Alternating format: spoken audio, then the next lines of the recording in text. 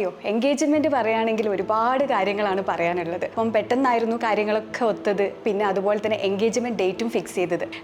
എവിടെയാണ്, അതുപോലെ തന്നെ ഡ്രസ്സ് ഫസ്റ്റ് എല്ലാവരും ഏത് ബ്രൈഡിൻ്റെ ആണെങ്കിലും ഫസ്റ്റ് എല്ലാവരും ആഗ്രഹിക്കുന്ന പെർഫെക്റ്റ് ആയിട്ടൊരു ഡ്രസ്സ് വേണം എന്നുള്ള കാര്യം.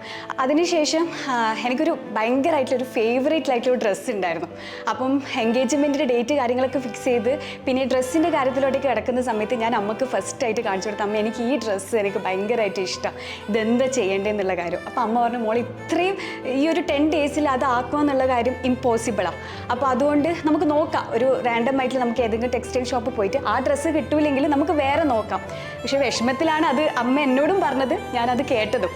പക്ഷേ നമ്മൾ ഒരുപാട് ഷോപ്പിലൊക്കെ ഒരുപാട് കയറി, കാരണം 10 ഡേയ്സ് അതിൻ്റെ ഇടയിൽ വേറെ ഒരുപാട് കാര്യങ്ങളുണ്ട് ചെയ്തു തീർക്കാൻ വേണ്ടിയിട്ട്. അപ്പം ഓക്കെ ഇതൊരു കുറച്ച് പെൻഡിങ്ങിലോട്ടേക്ക് മാറ്റി. പക്ഷെ എന്നാലും ഇല്ല, എനിക്കും അമ്മക്കും ആ ഡ്രസ്സ് തന്നെ നോക്കണമെന്നും അതുപോലെ തന്നെ വേറെ ഏതെങ്കിലും നല്ലത് ഇനി അവർക്ക് കണ്ട് ഇഷ്ടമായിട്ടുണ്ടെങ്കിൽ ഇതങ്ങ് വിടുമല്ലോ. അപ്പോൾ അതിന് വേണ്ടിയിട്ട് ആ ഒരുപാട് ഷോപ്പിൽ കിടന്നപ്പോൾ അത് ലാസ്റ്റ് ഞാൻ ലുലുവിലേക്ക് വന്നത്. അപ്പോൾ ലുലുവിലേക്ക് പോയ സമയത്ത് അത് ഞാൻ പറയാൻ വിട്ടുപോയി, എൻ്റെ വുഡ്ബീൻ്റെ പേര് അരുൺ ഗണേഷ് എന്നാണ്. അപ്പം അരുണോട് ഞാൻ ഈ കാര്യങ്ങൾ ഇങ്ങനെ ഡിസ്കസ് ചെയ്യുന്നുണ്ട്. അപ്പോൾ അരുൺ പറഞ്ഞു നിനക്ക് കിട്ടും, നീ പേടിക്കേണ്ട, നമുക്ക് നോക്കാം, നമുക്ക് വിചാരിച്ചത് തന്നെ നിനക്ക് കിട്ടും, നമുക്ക് നോക്കാം, എവിടെയും ഞാൻ വേണമെങ്കിൽ എല്ലായിടത്തും കോഴിക്കോടാണെങ്കിൽ ഞാൻ ട്രൈ ചെയ്യാം. അപ്പോൾ അങ്ങനെ പറഞ്ഞു. അപ്പോൾ ഞാൻ നേരെ ലുലുവിലോട്ടേക്ക് പോയി. അപ്പോൾ ലുലുവിലോട്ടേക്ക് പോയ സമയത്ത് ഒരുപാട് ഡ്രസ്സ് ഇങ്ങനെ റാൻഡമായിട്ട് അവരിങ്ങനെ ഇടുന്നുണ്ടായിരുന്നു. അപ്പോൾ അമ്മ പറഞ്ഞ് ഓളെ മനസ്സിൽ ഓൾറെഡി വേറൊരു ഡ്രസ്സ് ഉണ്ട്, അപ്പോൾ അതുകൊണ്ടാണ് വരാത്തത്. ഒരു മിനിറ്റ് ആ ഡ്രസ്സൊന്ന് ഇങ്ങോട്ട് കാണിച്ചതാണ്. ആ ഒരു സെയിൽസ്മാൻ വന്നു എൻ്റെ അടുത്തേക്ക്.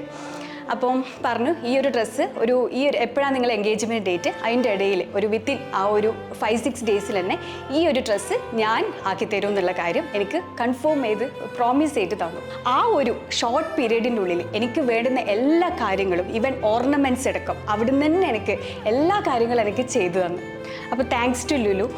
ഇത്രയും എൻ്റെ ഒരു എൻഗേജ്മെൻറ്റ് നല്ല രീതിയിലൊരു കളർഫുൾ ആയിട്ടും അതുപോലെ തന്നെ ഞാൻ ഭയങ്കരമായിട്ടൊരു ഹാപ്പിയസ്റ്റ് ആയിട്ടുള്ള ആ ഒരു എൻഗേജ്മെൻ്റ് ആണെങ്കിൽ എല്ലാ കാര്യങ്ങളും എനിക്ക് പെർഫെക്റ്റ് ആക്കി തന്നതിന് താങ്ക്സ് ടു ലുലു.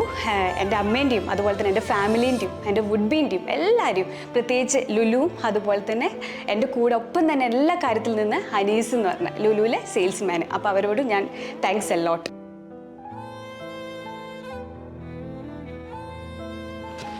അപ്പോൾ ലുലുവിൽ കല്യാണമേള നടക്കുക. അപ്പോൾ പേഴ്സണലി ഞാൻ എല്ലാവരും റെക്കമെൻഡ് ചെയ്യുക, go and purchase from Lulu.